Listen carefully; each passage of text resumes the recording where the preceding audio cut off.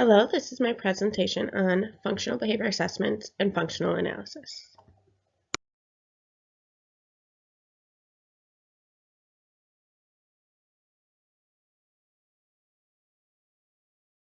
Today I will give you a brief introduction of myself, an introduction on behavior assessments, talk about a functional behavior assessment and a functional analysis, and how they are used in my fieldwork practicum. My name is Sarah Dittman, and I am currently a registered behavior technician. I work at the Quad Cities Autism Center. It is an early intervention center for kids diagnosed with autism. We serve the ages 1 to 10 currently.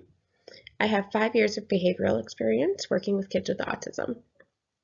I'm completing my master's degree in applied behavior analysis and hopes to sit for my FBA exam in 2023.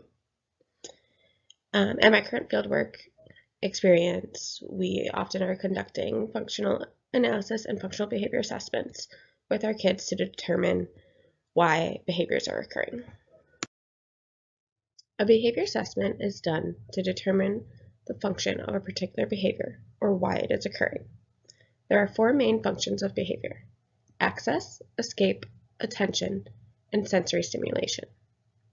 Behavior assessments are used as a problem behavior increases in frequency or intensity, behaviors are negatively impacting the person's life or the lives of those around them, or a new problem behavior is occurring.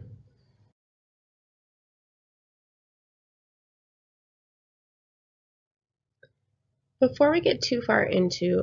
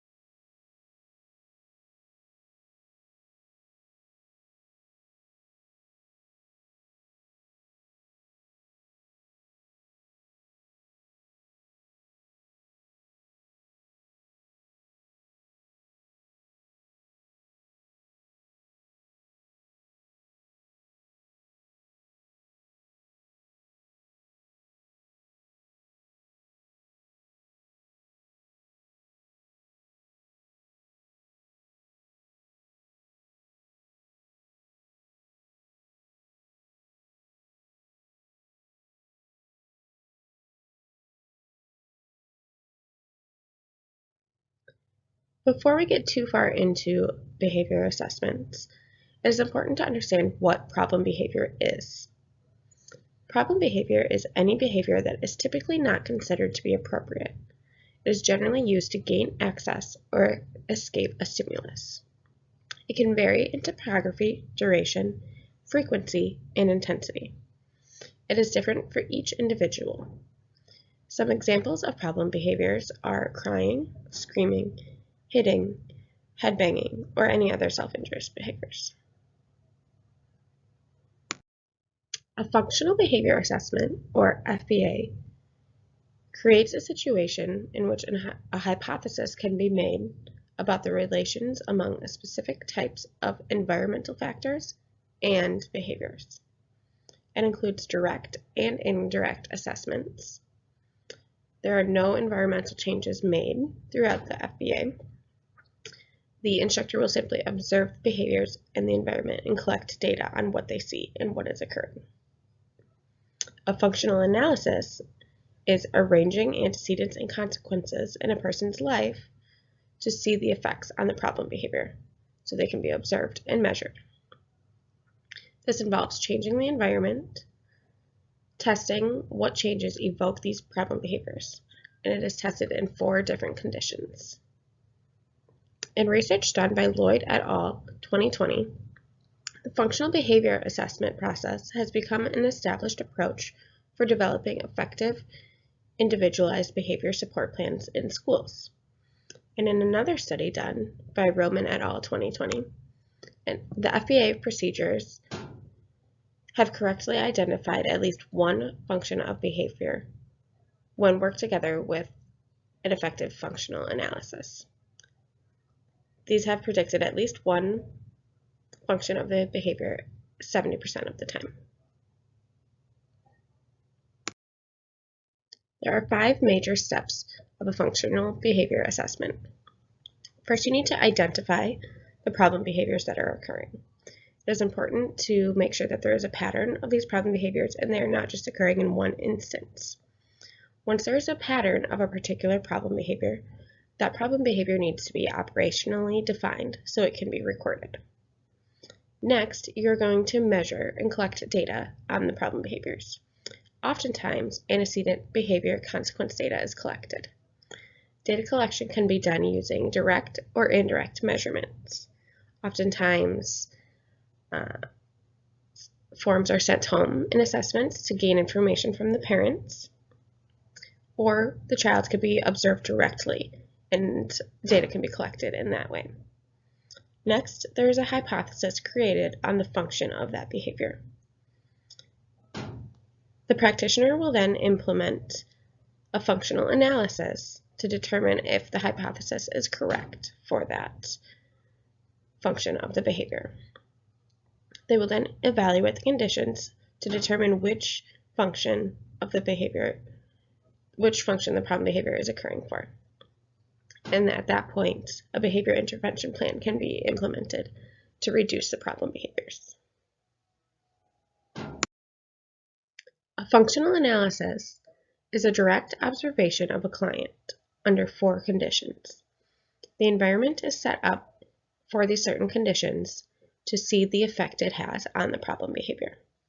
The 4 conditions include a play condition, an alone condition, attention, and escape conditions.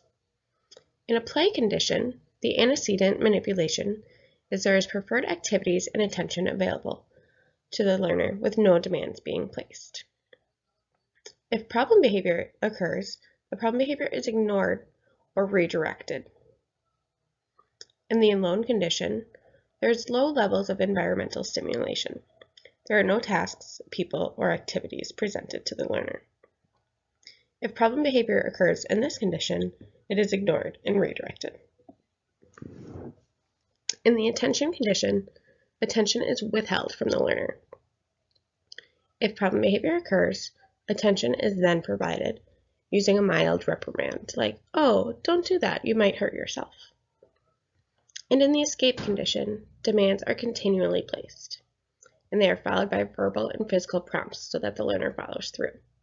If problem behavior occurs in this condition, a break is given to them by removing the demand along with any prompts being provided. If problem behavior occurs in one of these conditions, that is likely the function of the problem behavior. For example, if problem behavior occurs during the escape condition where demands are being placed and it stops following a break, escape is the function of that behavior. At the Quad Cities Autism Center, where I am doing my fieldwork practicum, FBAs and FAs are conducted as needed. An FBA is conducted as we get new learners to our center, as well as if new problem behaviors begin. When new clients arrive at our center, an intake form is sent home prior to their first day. The parents fill this out to give us some information on their child. We have up to 3 sessions to do a direct observation and assessment of the learner's behaviors. On the 3rd day, a functional analysis is conducted to determine the function of the behaviors. And then a behavior intervention plan is implemented.